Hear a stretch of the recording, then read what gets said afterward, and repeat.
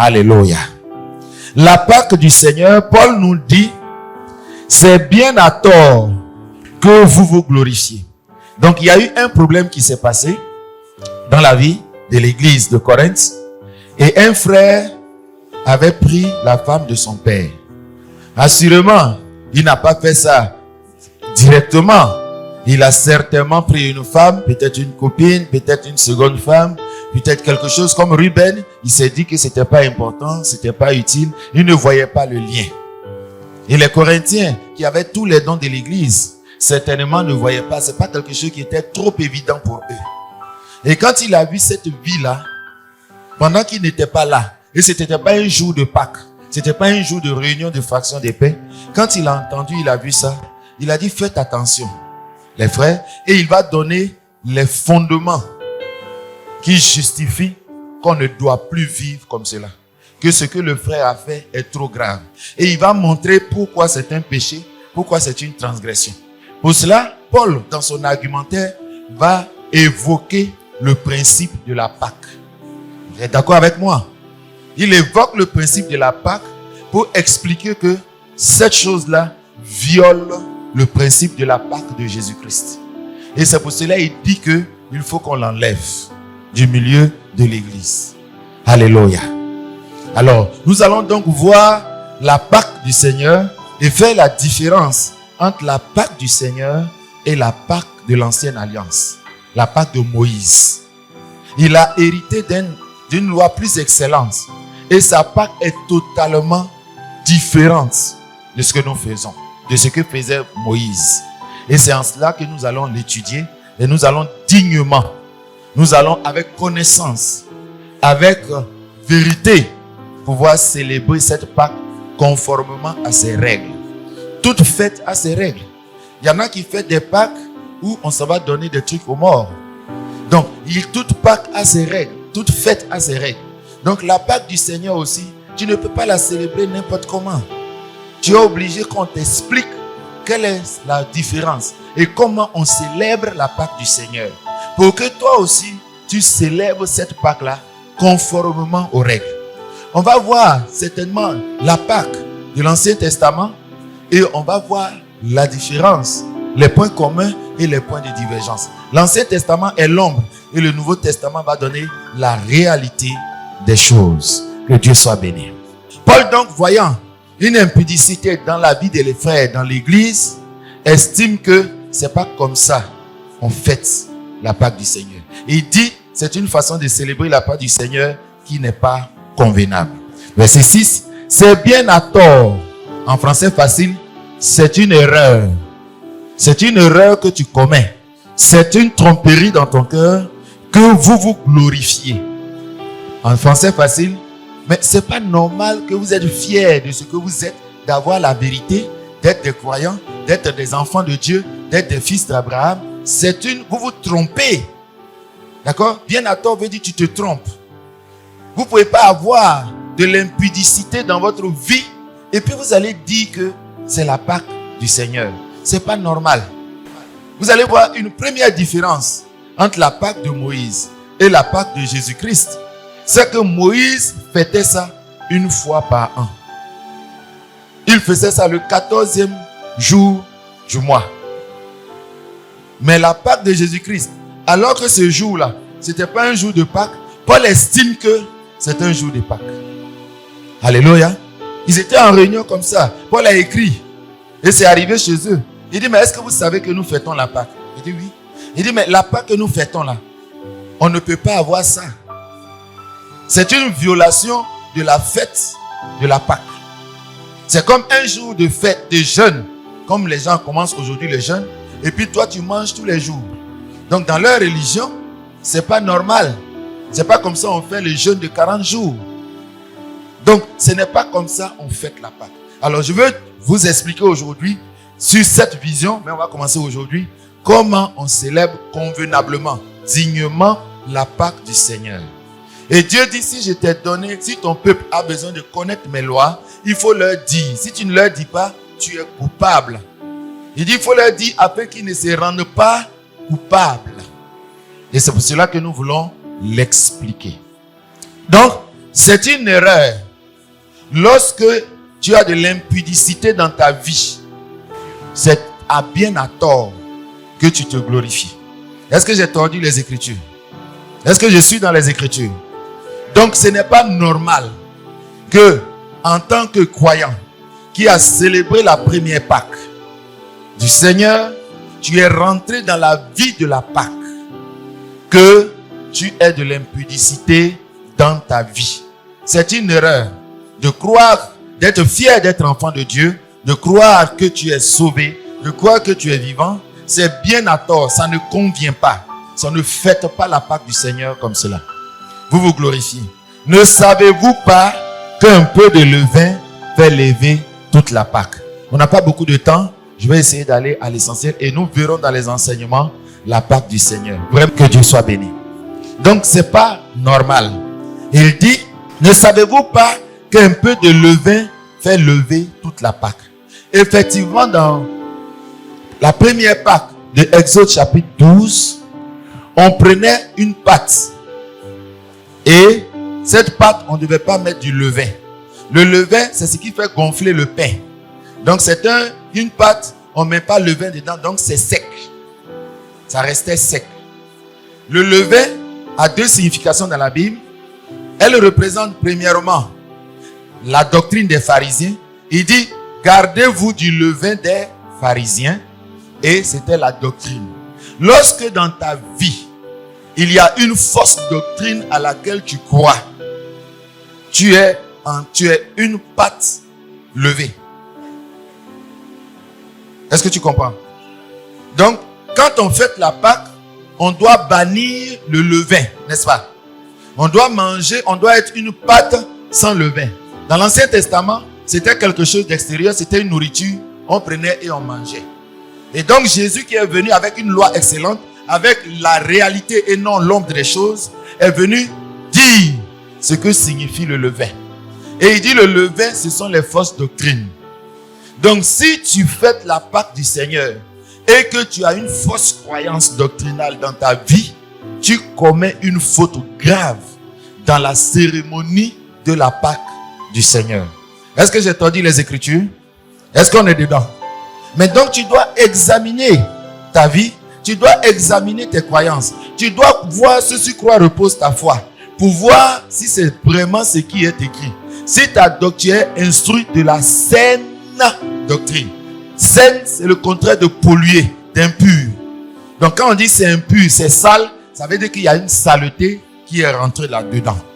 D'accord? Donc ta doctrine, l'ensemble des doctrines christiques que tu crois, ne doit pas être entaché d'une doctrine des diables. Parce qu'il y aura des docteurs qui enseigneront des doctrines des démons. Donc quand tu as une pâte nouvelle, tu ne dois pas avoir en toi une fausse doctrine. Mais comment tu vas le savoir? C'est pour cela qu'il a instauré l'enseignement et qu'il a permis que nous parvenions tous à la connaissance du Seigneur et que nous ayons une même foi, une même croyance. Alléluia. Deuxièmement, le levain, c'est le péché. Le levain, c'est le péché. Et donc, lorsqu'il y a le péché dans ta vie, tu n'es pas en train de célébrer la Pâque du Seigneur convenablement. Voilà les deux significations les plus courantes du levain dedans. La deuxième différence entre la Pâque de Moïse et la Pâque du Seigneur. La première, c'est que le levain, c'était une matière. On est d'accord? Dans notre nouvelle alliance, ce levain, c'est la fausse doctrine et c'est le péché. Le péché, c'est la saleté de l'âme. De toute façon, Moïse lavait les mains parce que la saleté de la main était appelée impureté. Et on détachait la saleté de la main avant de faire les choses de Dieu. Dans notre nouvelle alliance, nous avons une loi plus excellente. La saleté, nous sommes dans l'adoration en esprit et en vérité. Nous adorons dans le ciel. La saleté de l'homme intérieur, c'est le péché. Quand tu pêches, tu t'es sali. Tu t'es sali. Et quelqu'un qui est sale, ça ne peut pas marcher. Vous comprenez? Donc tu dois laver. Le sang de Jésus ne lave pas la main. Ne lave pas les souillures du corps. Moïse lavait les souillures du corps. Jésus dit, manger sans se laver les mains ne souille pas l'homme. Donc on refuse de croire en la souillure de Moïse selon la saleté. On refuse de croire ça dans les grands summums de la parole de Dieu. C'est le péché qui représente la souillure. Donc quand tu lis l'Ancien Testament, tu dois remplacer cette souillure du corps par la souillure du péché et le corps par l'âme et l'esprit, par l'homme intérieur. Donc vous voyez qu'il y a, comme on a vu hier, changement de façon de voir, changement de façon de comprendre les choses. Deuxièmement, la Pâque de Moïse avait une pâte. Une pâte qui était la farine qu'on a mouillée dans l'eau, donc qui se colle. Et c'est dans cette pâte-là qu'on ne met pas du levain. Et cette pâte-là, on la cuisait et puis on la mangeait. C'était un ordre pour célébrer la Pâque. Mais la différence entre la Pâque de Moïse, de l'ancienne alliance, et la Pâque de Jésus-Christ, c'est que la pâte là, ce n'est pas farine. La pâte c'est qui? C'est quoi? La pâte c'est qui? La pâte c'est qui? L'agneau de la Pâque, c'est Jésus. Alléluia. L'agneau de la Pâque, c'est le symbole de Jésus. C'est codé. C'est voilé. Et maintenant, nous on doit comprendre la révélation. Alors que nous dit Paul? Ne savez-vous pas qu'un peu de levain fait lever toute la Pâque? Faites disparaître le vieux levain afin que vous soyez une pâte nouvelle. P-A-T-E. Une pâte nouvelle.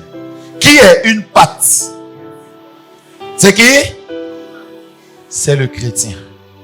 C'est l'ensemble des croyants et c'est le chrétien. Alléluia. Donc la deuxième différence entre la Pâque de Moïse et notre Pâque, c'est que la Pâque là, c'est nous, on est la pâte. C'est l'église, l'ensemble des croyants et non les bâtiments.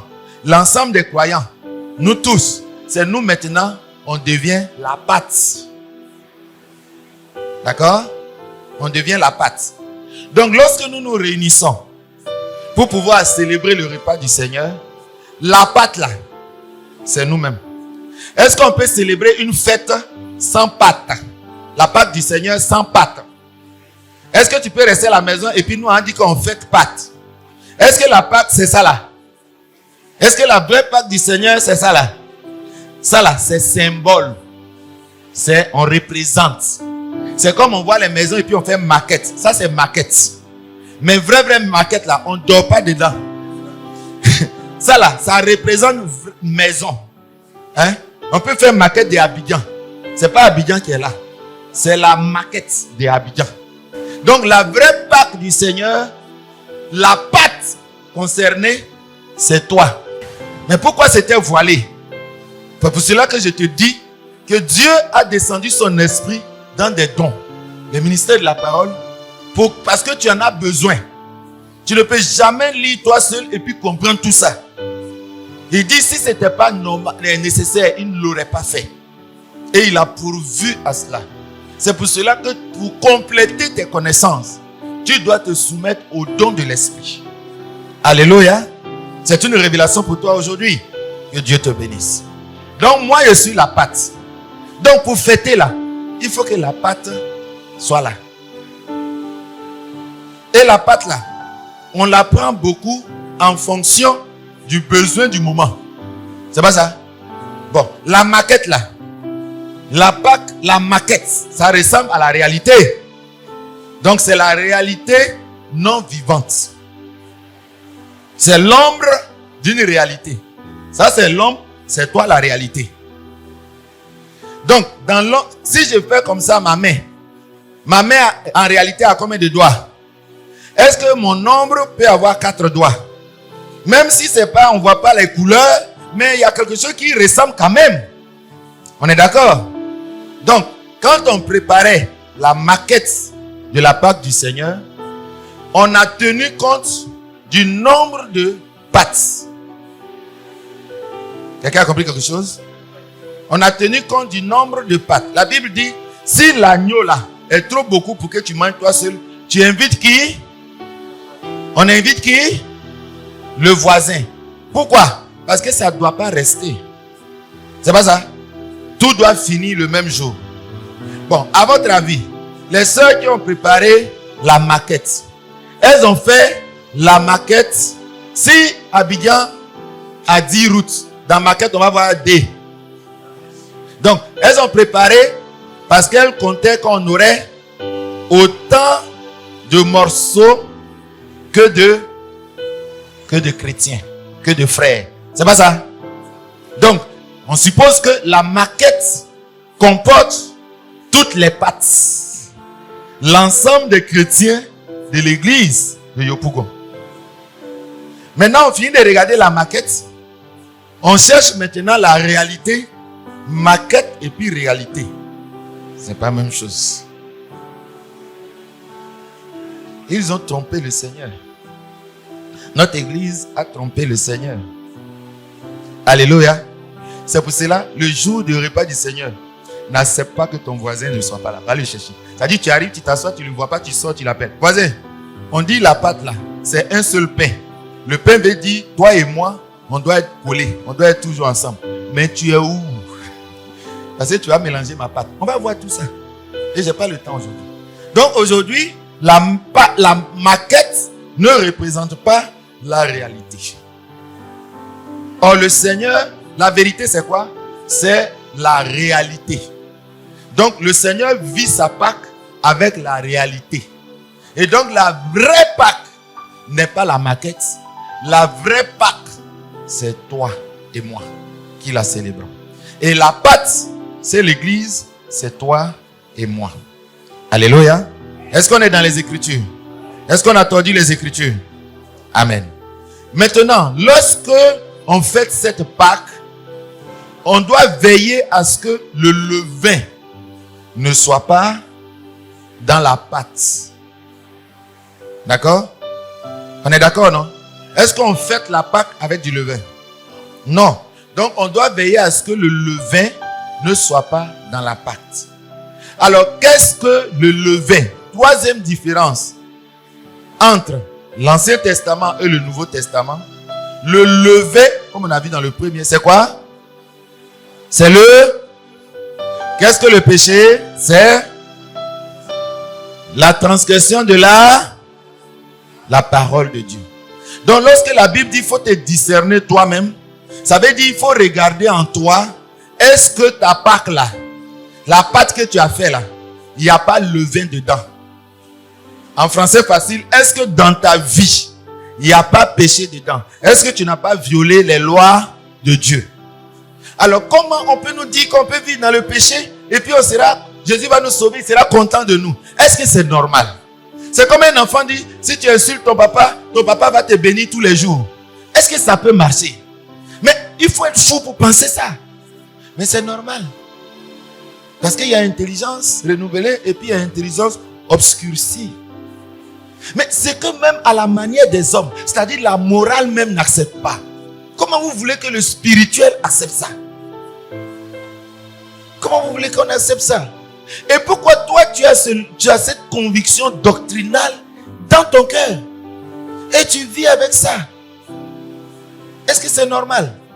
On a vu ça hier, non? Donc quelqu'un qui est intelligent, est-ce qu'il va fonctionner autrement? Il lit, c'est bien écrit, hein?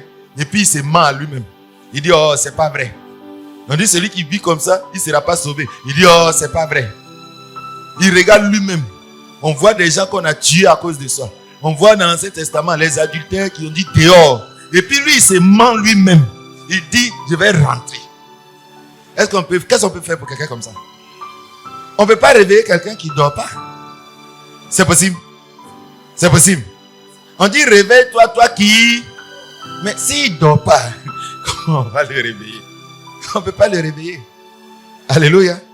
Donc celui qui est éclairé, il n'est pas dans le noir. Tu as envoyé l'âme pour faire quoi? Il est déjà dans la lumière. Mais il ne vient pas à cette lumière. Or, venir à la lumière, c'est quoi? C'est lorsque tes œuvres, il dit celui qui vient à la lumière, ses œuvres sont faites dans la lumière. Il devient un fils de lumière. Et il produit les fruits de la lumière. Donc, toi, tu es là. Tu produis les ténèbres. Et puis tu dis, je suis lumière entre nous. Mais comment ils ont compris tout ça? Vraiment, expliquez-moi quoi. Comment on peut produire le noir et puis on dit on est lumière? C'est possible ça? Vraiment, moi je ne comprends pas. Mais il y a une seule explication. C'est le menteur. C'est le diable. On a vu hier, non? Pour mentir là. Il y en a qui connaissent la vérité, mais ils ne disent pas la vérité. Et puis ils disent le mensonge. C'est pas ça? Ça, on connaît ça, non? C'est pas de ça que la Bible parle. Jésus dit que quand Satan il ment là, c'est qu'en lui là, il n'y a pas la vérité. C'est-à-dire, c'est parce qu'il ne connaît pas la vérité. Or, s'il n'y a pas de vérité, est-ce que ce que tu vas dire sera vrai? Est-ce que tu as caché la vérité pour dire le mensonge? C'est qu'il parle de son propre fond. Dans son fond là, il n'y a pas de vérité. Toi au moins tu connais la vérité, mais tu caches et puis tu dis mensonge. Lui là, il n'y a rien à cacher. Parce qu'en lui là, il n'y a pas de vérité. Donc, s'il y a un peu de vérité, il peut un jour dire ça. Mais on dit en lui, c'est son fond qui parle. Dans son fond, ça dit que le fond de Satan, c'est mensonge. Dans son fond, il n'y a pas la vérité. Donc tout ce qu'il va dire, c'est mensonge. Alléluia. Alléluia. Donc la pâte doit être nouvelle. Nouvelle pourquoi? Parce que cette pâte-là, elle est plus la même chose que l'ancienne. Elle doit être fraîche. Elle ne doit pas être une pâte levée. Elle doit être une nouvelle. Comme tu es une nouvelle créature. C'est pour ça qu'on a recommencé. Et donc, lorsque tu as le péché dans ta vie, tu as transgressé une loi de Dieu. Pour réparer, tu dois enlever. Il dit ôter. C'est pas ce qu'il a dit? Donc, quand on a ça dans sa vie, il dit un peu de levain fait lever toute la pâte. On n'a qu'à expliquer ça dans son français facile. Il dit, vous savez pourquoi que quand on prend un peu de levain et on met dans une pâte comme ça, on met un peu seulement. Ça gonfle un peu seulement. Ça gonfle la partie seulement où on a mis un peu. C'est-à-dire le péché là, il est tellement puissant qu'il gâte toute ta vie. Donc tu ne peux pas avoir un peu de levain dans ta vie et puis toute la pâte, tu vas dire qu'il y a une partie seulement qui n'est pas bon. Non, c'est mon pied qui a péché là seulement qui n'est pas bon. Sinon moi-même là, je suis bon. C'est possible. On peut te enlever une partie et puis jeter une partie. On te jette tout ou bien on te garde tout. On te jette tout. Quand un habit a une tache ici, on va voir la différence. Écoutez-moi très bien. Quand un habit a une tache ici, pour laver, pour bien laver, on enlève tout l'habit, non? Et puis on lave tout, non? Est-ce qu'on dit une partie est sale? On dit ton habit est sale. Le levain que tu as mis dans ta vie a rendu toute ta vie inacceptable, impure devant Dieu. On dit, lorsque le souverain sacrificateur va avoir une tache sur la main, on dit tu te laves tout le corps. Pourtant, il y a des parties qui ne sont pas contaminées. Mais on dit c'est tout le corps. Donc, tu dois enlever la pâte de ta vie. Donc, comment on peut dire que je peux mettre le vin dans ma vie et puis Jésus va m'accepter? Moi, vraiment, je ne comprends pas une doctrine comme ça. Je ne comprends pas ça. C'est-à-dire que la sanctification est devenue une fausse doctrine du christianisme. Et il faut qu'on revienne là-dessus pour qu'on s'explique. Pour que tu m'expliques cette fausse doctrine, ce faux levain qui est en toi là. Il a rendu ta vie impure, inacceptable. Inacceptable. Ce n'est pas de ça que la Bible parle. Écoutez-moi très bien. Un peu de levain fait lever toute la pâte. Ne veut pas dire qu'une tache fait salir toute la pâte. Ça veut dire que lorsqu'on prend le levain, on n'a pas besoin de prendre beaucoup pour lever toute la pâte. Ah, ça commence à venir, non? Parce que tu ne sais pas comment on fait. Les mamans, c'est comme ça qu'on fait, non? Hein, dites bien, répondez bien, sinon on dit qu'il ne dit pas vrai. Est-ce que quand vous prenez un peu de levain, vous mettez sur un côté seulement? On met où? On mélange tout, non? On tape, on mélange tous les petits là. On n'a pas besoin de beaucoup pour que ça gâte tout, non? Pour que ça gonfle tout, non? C'est comme ça. Satan, il a pris un péché seulement. Et puis il l'a mis dans la vie d'Adam et Ève. Et puis il a bien mélangé ça. Satan n'a pas besoin de beaucoup de péchés.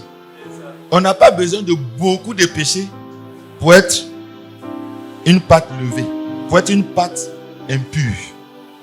C'est un peu seulement. Mais toi, on dit de ne pas mettre pâte. Tu as enlevé beaucoup et puis tu as laissé un peu dedans. C'est bon ou c'est pas bon? C'est gâté ou c'est pas gâté? Mais qui t'explique que c'est pas normal? Toi-même tu sais ce que tu enfreins. Mais tu trouves que tu es normal, Jésus t'accepte, tu peux fêter la Pâque de Jésus. Mais qui t'a expliqué ça? C'est une faux levain doctrinal qui est dans ta vie, que tu dois enlever. Je suis dans la Bible ou bien j'ai tordu la Bible là? On est dedans ou on n'est pas dedans? On est dedans. Donc quand Satan veut gâter ta relation avec Dieu, ta fête de Pâques, il cherche un peu seulement de levain, pourvu que ce soit levain, péché. Et puis il mélange toute ta vie avec ça. Tu sens que ce péché est au cœur de ta vie. C'est au cœur de ta vie. Et ça te rend impropre à la Pâque. Ça te rend impropre à la Pâque du Seigneur. Donc la Pâque du Seigneur, c'est la Pâque réelle et non la maquette, dans laquelle Jésus est l'agneau. Toi, tu es la pâte. Et c'est tout Jésus, l'agneau, plus la pâte. On prend pour fêter la Pâque. Alléluia. Donc, pardon. Là où 2, 3 sont rassemblés, donc l'agneau, il est là. Bon, les pâtes là sont où? Donc, pardon. Amène-toi. Si tu me suis en direct, tu n'es pas venu. Si tu as une excuse, tu as une excuse. Si tu n'as pas d'excuse là, amène-toi. Sinon, Pâques là, c'est gâté. Alléluia. C'est la première signification de la Pâque. C'est clair? On verra les 7 révélations de la Pâque du Seigneur. Pour ouvrir tes yeux, pour que tu sois vrai. Et laisser les autres fêter faux Pâques. Le manque de connaissance n'est bon pour quelqu'un. Ça peut t'arranger. Est-ce que le manque de connaissance, ça peut t'arranger?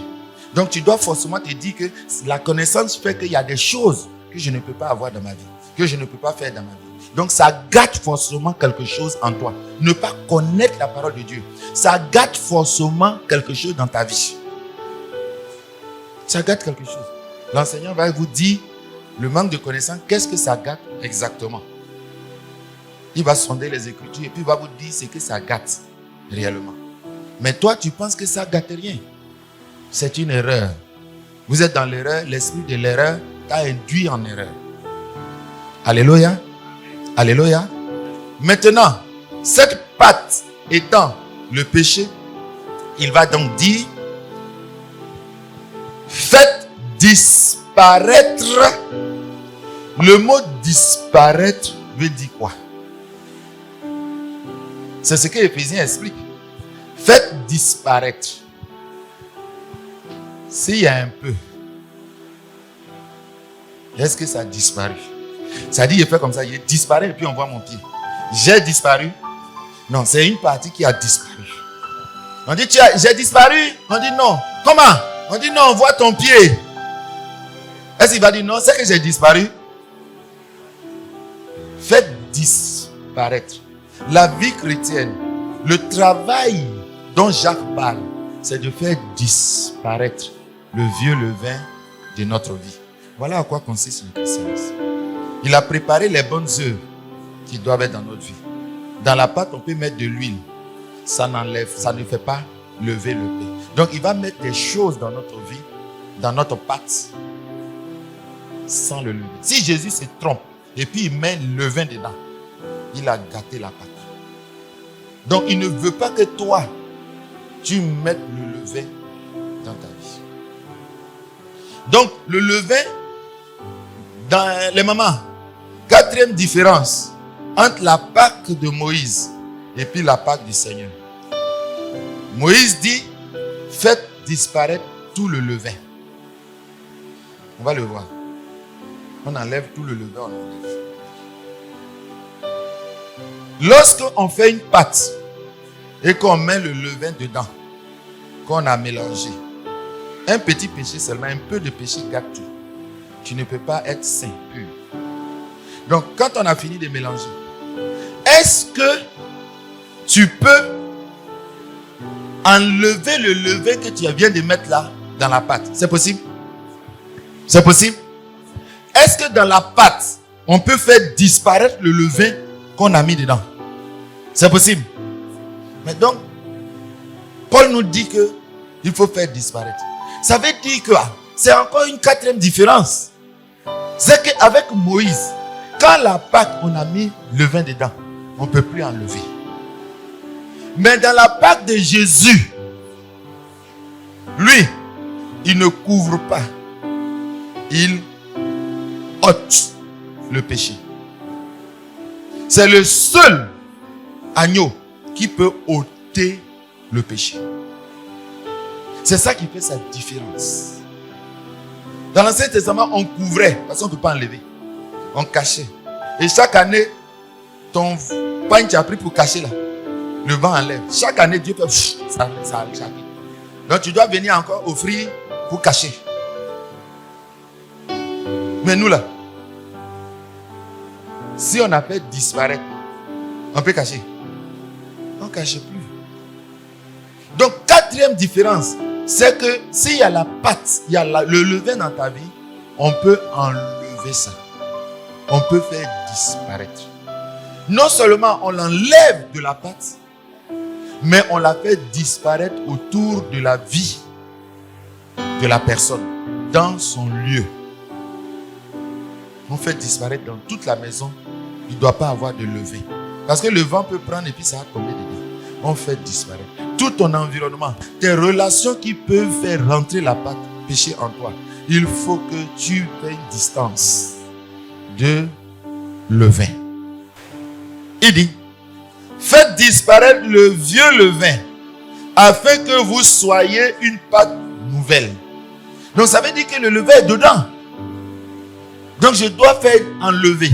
Maintenant quand j'enlève, et puis il reste ça peut marcher. Je dois faire disparaître totalement.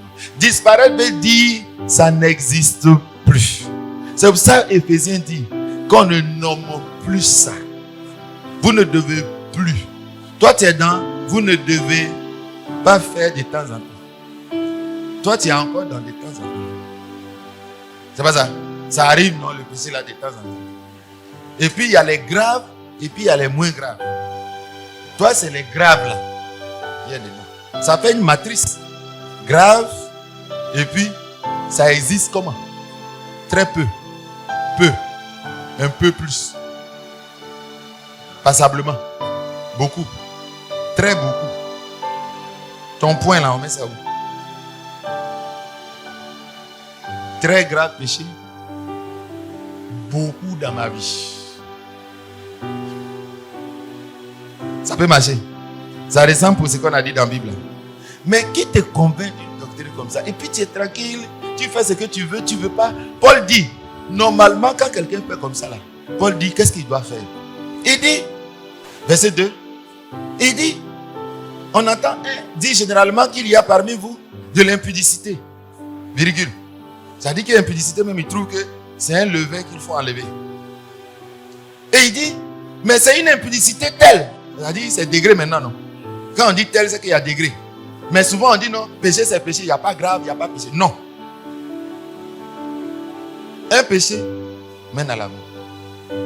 Mais il y a un tel péché qui tue et il y a un tel péché qui ne mène pas à la mort. Donc, on va voir les classifications de péché. Enseignant, travaille dessus. Les critères de classification. Parce qu'il faut qu'on clarifie tout ça. Parce que le diable faire mentir des doctrines dans la vie des gens. Et on va lire si vraiment tu respectes la Bible. On est d'accord? Donc ça existe, non? Péché grave existe, non?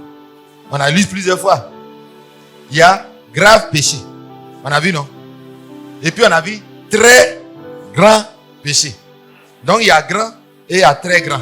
Bon, tu es parti à l'école, c'est payant. Grand et puis très grand. Tu connais, non? Moi ici grand, non? Lui il est grand, non? Est-ce que c'est la même chose? Moi ici grand. Lui il est très grand. Mais si je me collais de me considérer court, je me considère grand. Mais lui il est très grand. Vous comprenez? Donc ça là on a appris ça à l'école. Mais pourquoi aujourd'hui tu lis ta Bible et puis tu dis que péché c'est péché? C'est pas la même chose. C'est pas la même chose. Donc il va vous enseigner les classifications.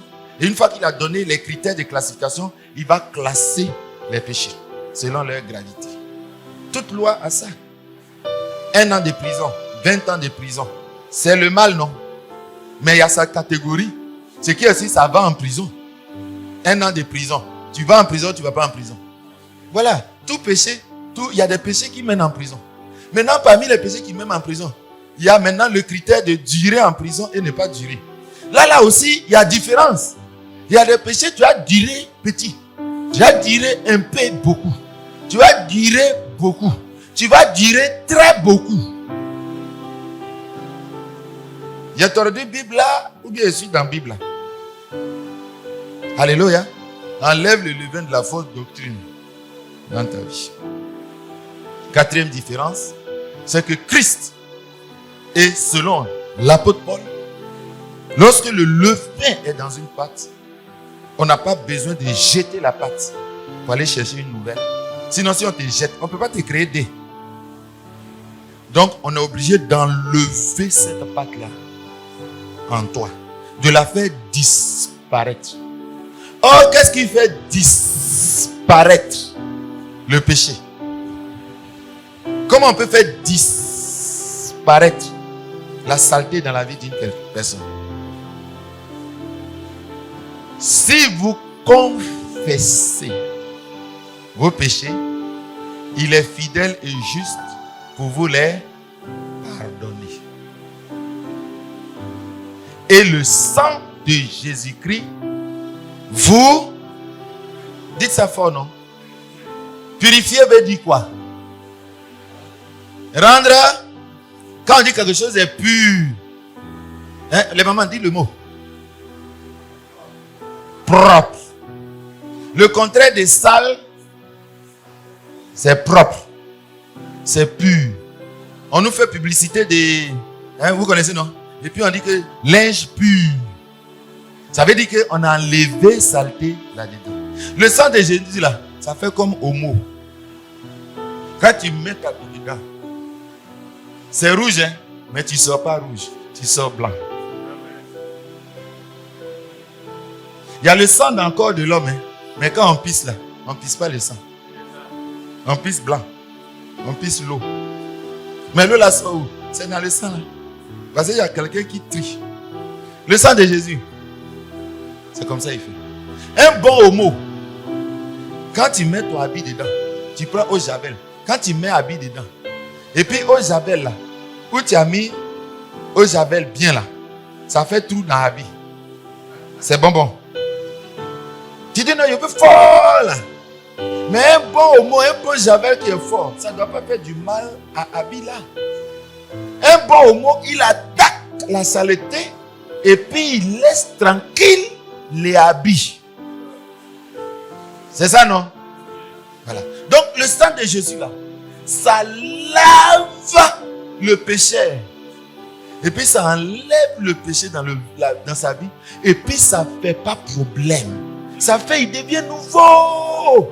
Il devient propre, il devient blanc. Il y a grillage. Et quand il lave marmite, et puis ton riz là a fait croûte, est-ce qu'on lave ça à éponge? Éponge, ça lave aussi.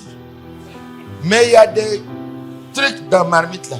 Éponge ne peut pas laver. Il faut quoi? Il faut quoi? Grillage là, c'est en caoutchouc, non? C'est pas en caoutchouc. Mais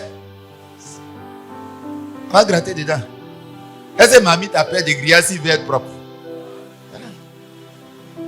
Si grillage percé, mamie qui allait prendre ça. C'est parce qu'on a confiance que grillage va attaquer croûte. Il va attaquer mamie. Alléluia. Donc le sang de Jésus va enlever et faire disparaître le péché de ta vie. Il dit, je ne m'en souviendrai plus. Tu dis, oh Seigneur, la semaine dernière, j'ai sali mon âme. Il dit, ah bon? Et puis il prend ton âme, il retourne comme ça. C'est pas comme ça qu'on fait pour les bébés là. Il te retourne, il retourne. Il dit, saleté là où? Parce que lui, il n'aime pas saleté. Quand tu dis, non, si je suis sale, il dit, ah bon? Attends, voir. Jésus même est paniqué. Et Dieu ne veut pas saleté. Attends, et puis il te retourne comme ça. Il dit, mais je ne vois pas saleté là. Tu dis, mais tu ne te rappelles pas que samedi dernier là, j'ai péché? Mais tu ne te rappelles pas que tu as confessé là? J'ai pris le sang là, comme souverain sacrificateur. Et puis j'ai lavé, j'ai fait grillage. Ça n'existe plus. Est-ce qu'on peut confesser, un péché qui n'existe plus? Est-ce qu'on peut laver une saleté qui n'existe plus? Si tu insistes, qu'est-ce qui va se passer? Tu as déchiré habit là, non? Là, ce n'est pas saleté qui est en train de laver. C'est habit là qui est en train de laver. Tu veux gâter habit là. Alléluia. Quand Jésus te pardonne, il t'a pardonné. Un bon croyant ne confesse pas ses péchés passés. Si tel que, honnêtement, il les a confessés. Il dit le souvenir du péché existait. Mais avec Christ, il dit, Dieu dit, quand lui il va travailler dans ta vie comme souverain sacrificateur, il va faire la cérémonie de purification. Dieu dit, il ne s'en souviendra plus. Il jettera ton péché dans la mer. Or la mer est réputée avoir un fond sans fin. Ça n'existe plus. Donc c'est pour ça qu'on va réétudier la doctrine du pardon des péchés qui fait 4 temps de 2 heures. Il faut venir, on va en parler. Tu vas voir beaucoup de choses que la Bible dit. Mais quand on te regarde, tu ne vis pas conformément à cette doctrine. Tu ne vis pas conformément à cette doctrine. Il y en a qui prennent le sang de Jésus. Satan, je jette le sang de Jésus sur toi. Le sang de Jésus n'est pas une arme. 2.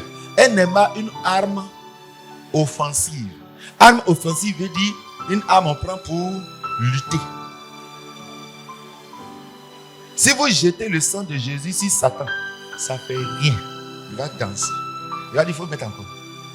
Donc le combat spirituel, on entend beaucoup de choses. C'est un enseignement qu'on fera. Un bon soldat, il sait comment manipuler les armes qu'on lui donne. Toi, tu fais palabre, on te donne les armes, tu t'en soulever un pagne ou faire palabre.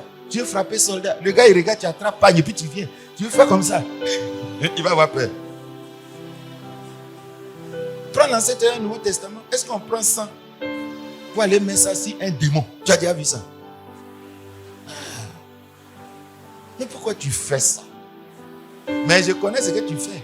C'est que dans le culte de notre divinité, et comme tu as déjà fait le culte d'une autre divinité, tu as vu là-bas qu'on prend le sang et puis on met sur les démons. Ça, les démons. Et puis on met. C'est ça que tu as envoyé dans l'église.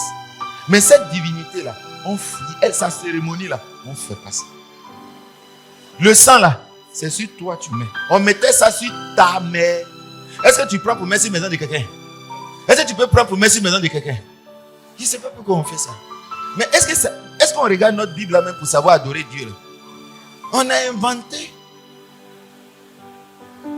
Le sang, son rôle, c'est de purifier le péché. J'ai dit, tu veux purifier le péché de Satan.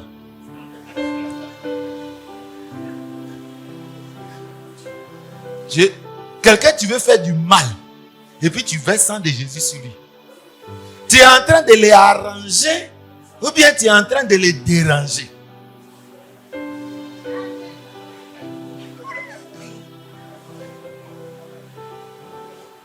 Donc, il y a un thème, le sang de Jésus. Rôle, fonction, implication. Vraiment, on n'a qu'à étudier ça. Dans une cuisine, là, Quand on veut tourner la nourriture, il y a écumoire, non? C'est pas couteau. Chaque chose a son utilité et a son rôle. On mange à une fourchette. C'est ce que blanc, c'est blanc qui a créé ces choses. Toi, c'est un couteau, tu veux manger. C'est quand tu mets ça sur toi que Satan voit. Il ne peut plus rien faire sur toi. Donc, si tu veux en faire une arme, il faut en faire une arme défensive qu'on met sur soi. Dans tout l'Ancien Testament, Jésus a envoyé son sang, c'est pas pour aller donner ça aux démons. Alors que les idoles, sans là, ils prennent pour aller faire ça. Donc, on ne sait pas même adoration. Notre divinité, on ne l'adore pas comme ça. Alléluia. Toi, tu es sacrificateur du Dieu vivant. Tu ne sais pas comment on l'adore. Tu es le sacrificateur. Toi qui dois nous montrer comment on adore Dieu. Là. Toi-même, tu es en Zangoya, quoi. Mais, il y a longtemps, comme le fils d'Aaron, il t'a brûlé. Il y a un feu qui a sorti de devant Dieu. Et puis, il va te brûler. Il va te consumer. On ne fait pas erreur quand on fait le culte de l'adoration. On ne doit pas faire erreur dans le temps. Là, il y a des erreurs là. On te tue en même temps. Alléluia. Alléluia. Quatrième élément, c'est que le sang, dans la différence avec la Pâque que nous fêtons, c'est que dans ta vie, Jésus doit enlever l'impureté de ta vie. Cinquième élément de différence. Paul dit, quand il a enlevé ça, nous devons célébrer donc la Pâque, non avec du vieux levain, dans l'ancienne doctrine, non avec un levain de malice, de méchanceté, mais avec des pains sans levain, de la pureté et de la vérité. Cinquième différence entre la Pâque de Moïse et la Pâque de Jésus, c'est que la Pâque de Jésus, c'est tous les jours. On fait ça. La Pâque de Moïse, il y a un jour où on fait ça. Alléluia. Ils n'étaient pas en train, les Corinthiens n'étaient pas en train de fêter Pâques. Ils étaient en train de vivre leur vie. Ils avaient certainement leur jour de Sainte-Seine. Mais Paul leur dit, c'est pas comme ça. Quand tu as une nouvelle Pâque, la Pâque, la Christ, maintenant qu'il a été immolé, Moïse va instaurer la Pâque. Christ a instauré la Pâque. Et on l'en fait tous les jours de notre vie. Alléluia. Tous les jours de notre vie. Donc tous les jours de ma vie, on vient faire symbole. Mais c'est le symbole de tous les jours ce que tu dois faire dans ta vie. Quand on vient aux réunions d'enseignement, c'est quand on a fini, on jette et puis on attend pour revenir. On doit s'enseigner tous les jours. On doit s'enseigner tous les jours. À l'université, maintenant là, on fait cours théoriques et puis on vous donne un livre. En français facile, tu dois t'enseigner toi-même. Tu dois t'enseigner toi-même. Alléluia. Maintenant, on fait TD et on pose question pour voir si tu t'es enseigné toi-même. Donc, le repas du Seigneur, cinquième différence, c'est que tous les jours, je dois être une Pâque sans levain. Mais comment tu te convaincs que c'est normal que tu pêches? Et tu pêches, tu attends dimanche prochain pour te confesser. Et le jour de la confession, à l'heure de la confession collective, où on doit intercéder, il est fâché avec toi. Il faut demander à quelqu'un d'aller lui demander pardon. Mais c'est à ça que c'est le culte collectif. C'est pour qu'on demande à Dieu pardon pour toi. Ben, il ne va pas t'écouter. Mais à l'heure où on vient demander le pardon, tu n'es pas là. Et puis tu as fini, tu vas venir manger. Tu peux manger ça. Hein? On va lire, non? Tu peux manger. Et puis il n'y a rien. Tu as le levain dans ta vie. Et puis tu vas manger. Un feu va sortir de devant l'Éternel. Ce n'est pas de la maquette, ça sort. Ça sort de devant Dieu. Et ça va te tuer. Il dit c'est pour cela, si on mange le repas du Seigneur sans discerner, discerner dit séparer, sans comprendre la signification de ça, on mange un jugement contre soi. C'est pourquoi Donc ce jugement, c'est quoi? Ça peut être, c'est pourquoi il y a des morts parmi vous.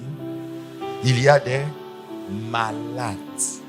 La maladie que tu as là, je ne sais pas qui t'a donné. Tu dis c'est Satan, Satan dit, pardon, je sais que mon nom est gâté, mais aujourd'hui là, c'est pas moi. Tu sais où tu as pris cette maladie? C'est à l'église. C'est Dieu qui t'a donné cette maladie. On dit, ça c'est que l'évangile du Nouveau Testament. Ah, c'est écrit. C'est écrit. Paul qui t'a prêché l'évangile, c'est lui qui dit ça. Il dit, le repas du Seigneur, on ne joue pas avec ça. On respecte les règles de ce repas. Ou bien tu adores un Dieu qui n'est pas vivant. Paul l'a dit, c'est pour ça qu'il y a beaucoup de malades au milieu de nous. Qui a mis l'écharde chez Paul?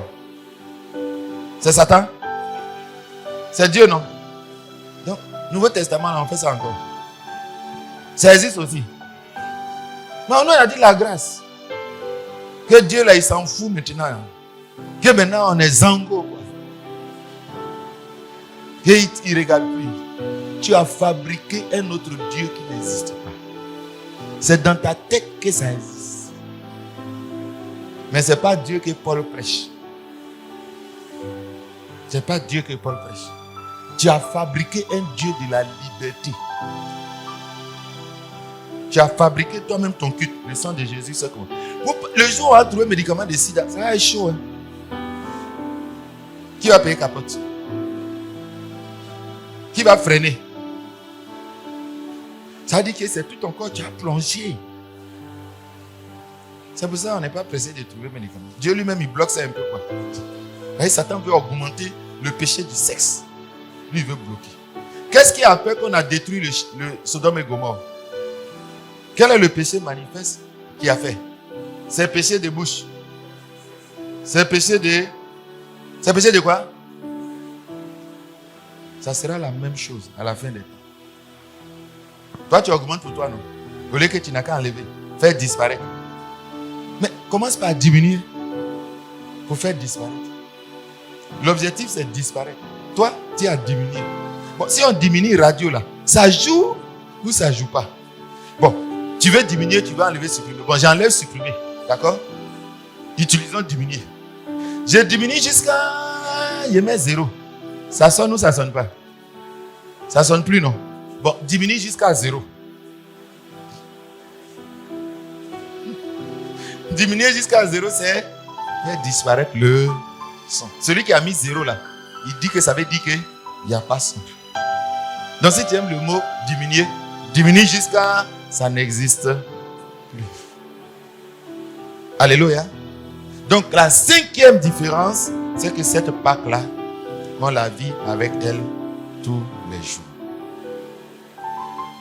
D'accord? 6e différence entre la Pâque de Moïse et la Pâque de Jésus, c'est que l'Église, nous tous, nous formons une pâte. De toute façon, l'Église est son temple. Et puis toi, tu es son temple. C'est comme cela. Tu es une pâte et l'Église est une pâte. Les mamans là, quand elles ont coupé les pâtes là, après on met tout ensemble pour faire une seule pâte. C'est la signification du repas du Seigneur. On vient pour être un.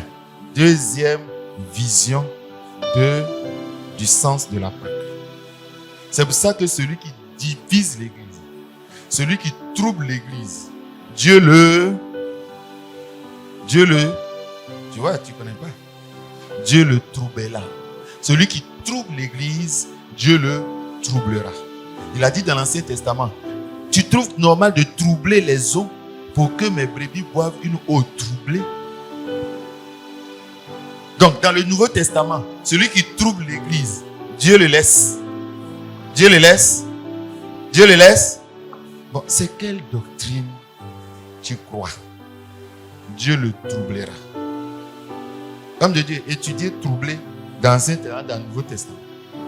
Quand tu vas comprendre le mot troubler là, tu auras la crainte du Seigneur pour troubler son Église. Alléluia. Alléluia. Donc, comme nous tous, nous sommes une pâte, Paul maintenant continue Et puis il dit ceci. Je vous ai écrit dans ma lettre de ne pas avoir de relation avec les impudiques. Non pas d'une manière absolue avec les impudiques de ce monde. Nous, on n'est pas du monde. On est dans le monde. On étudiera ce séminaire-là. Je suis dans le monde, je ne suis pas du monde. Parce qu'il y en a qui sont trop légalistes. Quelle est la différence être du monde et ne pas être dans le monde? Ça a une signification et ça a des implications. Je prends voiture pour venir à l'église. La voiture est dans le monde, je suis dans le monde. J'utilise la voiture. Je suis dans le monde. Mais je ne suis pas du monde. Il y a une différence. Homme de Dieu, notre système, étudiez ça. Ça veut dire qu'il y a beaucoup de choses. Tu vas changer ta façon de voir les choses. Il dit, non pas d'une manière absolue avec les impudiques de ce monde, ou avec les cupides, les ravisseurs, ou avec les idolâtres. Autrement, il vous faudrait sortir du monde. Vous comprenez? Donc, il y a des choses là. Quand tu conduisais ça d'une certaine façon, il y a une seule façon de faire, c'est de sortir du monde. Est-ce qu'il y a 1000 façons de sortir du monde? C'est quand on meurt, on sort du monde. Alléluia. Maintenant, je vous ai écrit, ce que je vous ai écrit, c'est de ne pas avoir de relation avec quelqu'un qui est dans le monde, se nommant frère, est impudique. C'est en lien avec faire disparaître le vieux levain. D'accord? Donc, comme on a une pâte, il y a un levain qui est dans la vie de la pâte, d'un frère, d'une partie de la pâte. Il nous dit qu'on doit couper et jeter. On doit couper et jeter. Moi, je pensais que là, on enlève seulement le péché. Et puis on laisse la pâte. 5e différence. Lorsque nous sommes dans la vision que nous sommes une pâte, écoutez-moi très bien. Et je suis aussi dans la vie. Normalement, c'est le levain qu'on enlève. C'est pas ça. C'est le levain qu'on fait disparaître. Si maintenant dans son explication, Paul dit, on n'a qu'à te faire disparaître. On n'a qu'à te ôter. C'est que tu es devenu quoi? Tu es devenu quoi? Tu es devenu quoi? Je suis dans la Bible là ou bien je suis hors Bible? C'est pas moi qui ai dit. Un jour, il a vu les apôtres. Il dit, vous êtes purs, non pas tous. L'un de vous... Non. Vous êtes purs. On est dans pur. C'est-à-dire sans saleté. C'est pas ça? Non pas tous. L'un de vous est impur. L'un de vous est attaqué par un démon. L'un de vous est quoi? L'un de vous est quoi? Tu deviens le levain de l'église. Qu'on doit ôter. Mais normalement, on mange du pain levé dans la vie du juif. Et c'est le jour de la Pâque. On ne mange pas ça. Bon, le frère qu'on a mis à l'écart, est-ce que c'était le jour de la fête de Pâques? Est-ce que c'est le jour là il a péché? Mais pourquoi il pêche et puis on le met à l'écart? Et puis on demande pourquoi vous le mettez à l'écart? Et puis vous prenez verser ça là. Est-ce que ça peut marcher? Il y a une seule explication à ça. C'est que tous les jours c'est Pâques. Je suis dedans ou je ne suis pas dedans? J'ai tordu la chose ou bien je suis dedans? Donc tous les jours est la Pâque. Je suis Seigneur. Tous les jours est la Pâque du Seigneur. Et quand l'église, une vision de la Pâque, c'est que l'église est la pâte de la Pâque. Et le levain, c'est le frère qui vit dans le péché. Il n'a plus le levain en lui, il devient notre levain. On peut le garder avec nous. On doit le mettre à l'écart. Quand on l'a mis à l'écart, il devient un. Et puis, on l'a séparé avec nous. Donc, on tombe dans la deuxième vision. Il est la patte levée. Donc, comme il est la patte levée, qu'est-ce qu'on fait? On le jette? Non. Il n'est plus en communion à l'église. Il est devenu une patte à part. Contaminée. Qu'est-ce qu'on fait? On ôte cette vie de péché. Ce péché-là, on l'entretient. On travaille avec Jésus pour enlever ce péché dans la vie. Donc c'est quand il a enlevé ça dans sa vie, on reprend, on met ça dans la pâte église, et puis ça va, non? Bon, on t'a mis à l'écart. Tu reviens. Tu reviens à ça encore. Tu veux gâter notre Pâques. Les anciens, vous avez compris. Quand vous voulez faire intégrer quelqu'un, c'est que la personne a pris les dispositions. Il a supprimé le numéro de la copine. Il a mis fin à ça. Il a demandé pardon à sa femme. Maintenant, il sourit à sa femme. Il ne fait pas boxe à sa femme. C'est pour ça que le nombre de jours qu'on met là, c'est pour tester si c'est arrêté dans sa vie. S'il continue, vous allez le mettre encore. Si vous avez les preuves qu'il est toujours, c'est pas encore disparu, vous allez le mettre encore. On ne le mettra pas. Vous comprenez la mise à l'écart là, lors de la discipline? On va revenir, c'est sûr, en niveau 3 pour faire l'approfondissement. Parce que les gens pensent que c'est une chose qu'on fait pour gêner les gens. Non, c'est le culte du Dieu. De toute façon, on lave les vêtements. On fait le culte de ce Dieu-là. C'est comme ça. Maintenant, toi, tu es la réalité. C'est ça la différence avec Moïse. C'est que maintenant, ce n'est pas pâte, farine avec l'eau. C'est toi. C'est de toi qu'on parle. Donc quand il m'avait te mis à l'écart et puis il fait programme pour parler avec toi de ce péché, pour te frotter, pour prendre un grillage, un truc, pour enlever, enlève ça vraiment dans ta vie avant de revenir. On s'est compris? Vous allez vous fâcher maintenant avec nous. Est-ce que vous allez vous fâcher avec nous? C'est pour te arranger, non? C'est le patron qui a dit. Bon, moi je suis son employé. Tu as dit, moi je suis avec toi depuis là, c'est comme ça que tu me traites, pardon. Moi mais je suis travailleur. Le patron a dit de ôter. Pardon, il ne faut pas gâter mon travail. C'est mon camarade, mais il ne faut pas gâter mon travail. Alléluia. Alléluia. Je vais m'arrêter là. On termine rapidement. Maintenant, ce que je vous ai écrit, c'est de ne pas avoir des relations avec quelqu'un qui, se nommant frère, est impudique. Non.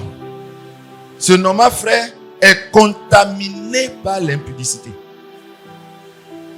C'est pas ça? Il est quoi? Non, attends. Impudique, là, c'est l'homme. C'est péché. On dit le frère là est... On aurait dit que le frère là est contaminé par le péché de l'impudicité. Donc c'est un attribut. Ça devient son diplôme. Tu es pelé, on pelé toi, impudique. Impudique, c'est un nom qu'on attribue à celui qui vit dans... Donc, ôter, quand on voit la pâte une, c'est levain de impudique. On n'a pas dit maintenant l'impudicité. Quand Paul a parlé de la pâte, il dit enlever donc la malice. La malice, c'est pas le malin, c'est la malice, c'est le péché. Le malin, c'est celui qui pratique ça. Vous voyez la différence, non? Donc, il dit enlever le levain de l'impudicité de votre vie. Vous avez compris, non? Mais lorsque la pâte est une, la pâte est grise, là, on n'enlève pas l'impudicité. On enlève qui? On enlève quoi? L'impudicité. Je suis dans la Bible ou bien j'ai tordu ça? Je comprends penser là ou bien je suis en train de mélanger ça? Je suis dedans, non? Donc, l'impudique, ce n'est pas le péché de l'impudicité. C'est celui qui vit là-dedans, là. C'est lui qui devient levain. Donc, la cinquième différence, c'est que l'impudicité est le levain. Troisième signification du levain, ce n'est plus le péché, c'est l'individu qui vit dans le péché. Est-ce que je suis dedans? C'est clair ou bien c'est tordu? Vous me suivez? Si vous êtes d'accord avec moi, levez la main. Il ne faut pas me blaguer. C'est clair, non? C'est clair, clair, clair, non? Alléluia. Donc, il est impudique. C'est la personne qui vit dans l'impudicité. Ou cupide, idolâtre. Sinon, on devait dire idolâtrie. Outrageux, ivrogne, ravisseur, et de ne même pas manger avec un tel homme. Manger. On verra cela. On attribue ça beaucoup à la nourriture de tous les jours. Mais celle que je considère le plus ici, pour être cohérent avec le texte et son contexte, c'est de ne pas... Ici, il y a manger aussi, non? Je ne mange pas le repas du Seigneur à toi. Et souvent, ce repas du Seigneur est accompagné d'un agapé. Je ne dois pas manger avec toi. Alléluia. C'est d'abord ça. Avant de parler d'autre chose. Alléluia. Qu'ai-je en effet à juger ceux du dehors? Écoutez-moi encore. Donc si j'enlève celui qui est au milieu de moi, si je discerne celui qui vit dans le péché, je fais un jugement. Il dit, qu'ai-je à juger les gens du dehors? N'est-ce pas ceux du dedans que vous avez à juger? Pour ceux du dehors, Dieu les juge. Ôtez le méchant. Ôtez la méchanceté. Ôtez la méchanceté. Ôtez le méchant. Donc, la signification de la Pâque. La pâte, c'est, première définition, l'église.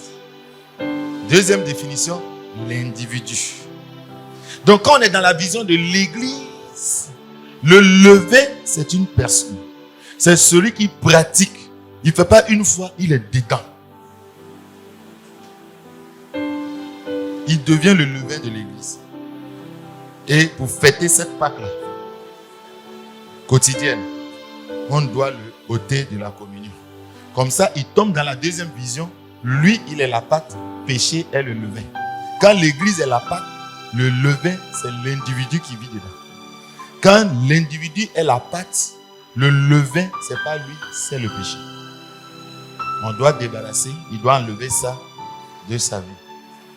S'il est violent, on doit s'assurer qu'il n'est plus violent, il a renoncé à ça. Avant qu'on vienne le coller dans l'église. Donc la durée qu'on donne, c'est le temps qu'on se donne. S'il arrive à débarrasser plus rapidement, il viendra.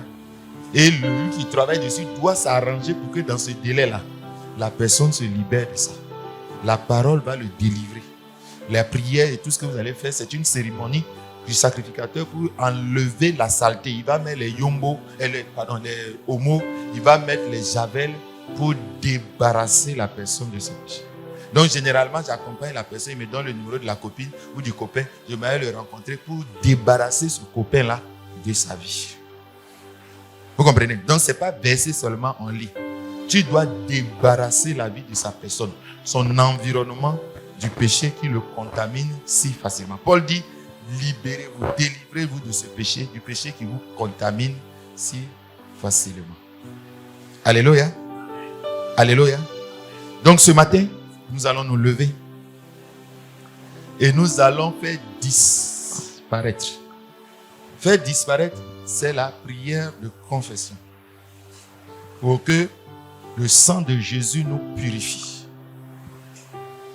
Et que ça fasse disparaître. Il ne faut pas couvrir. Il faut effacer. Il ne faut pas couvrir. Il faut effacer. On a utilisé le mot effacer, non? On a dit il y a beaucoup de choses qu'il faut effacer. Il faut effacer le numéro du copain et de la copine dans ton vie.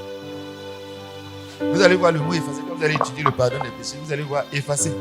On efface beaucoup de choses. Donc, il faut faire disparaître.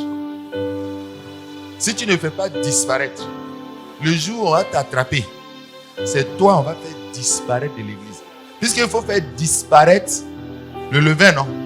Un levain, on fait disparaître, non? Bon, on a mis quelqu'un à l'écart. On cherche. Qui le voit? Il est là? Hein? On a mis quelqu'un à l'écart, non? Est-ce qu'il est là? Qui le voit? Si tu le vois, tu dis, pasteur, voilà le vin. On doit le faire 10. Arrête. Alors, si tu es sûr donc de cette connaissance, sois intelligent et sage et prends ce chemin ce matin. Nous allons confesser nos péchés pour que Jésus les fasse disparaître. On dit qu'il est fidèle et juste. On dit c'est normal. En français facile, obligatoire. Fais quoi? Jésus va faire partie ici. Bon, quand on a fait partie là, il ne faut pas aller chercher ça tu as mais. C'est pour ça qu'on dit on jette au fond de la mer pour ne pas que tu ailles chercher. Mon ami, si tu viens à ça encore, c'est que ouais, tu es devenu poisson. Tu allais nager, tu allais parler à le Léviathan. Pardon, mon péché, Jésus a jeté dans la mer là. Pardon, il faut envoyer ça. Ça m'arrange. Tu es charnel, tu n'es pas spirituel. Tu n'es pas l'adorateur que Dieu veut, celui qui adore Dieu en esprit. Que tout ton être, l'esprit, soit conservé pur. On a enlevé la saleté. Quand on a fini de laver habit, maman, l'eau sale là, on fait quoi? On garde. On jette. Donc, pardon, Jésus va laver ton péché. On ne t'a pas encore coupé. Il va laver si tu confesses. Et puis péché là, il va jeter. Pardon. Il ne faut pas aller chercher ça encore. Aujourd'hui, c'est la maquette. On est en train de parler de la maquette. Mais vrai là, c'est toi, la pâte. Il faut te conserver pur. La sanctification, on a vu, c'est se conserver pur. C'est faire disparaître, protéger de manière à ce que le péché ne rentre pas là dedans.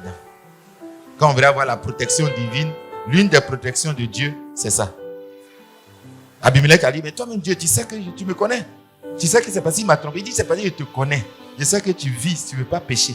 C'est pour ça que je suis venu pour t'empêcher de tomber dans l'impureté. L'une des protections de Dieu, c'est une lutte pour que tu ne tombes pas dans le péché. Mais tu es têtu.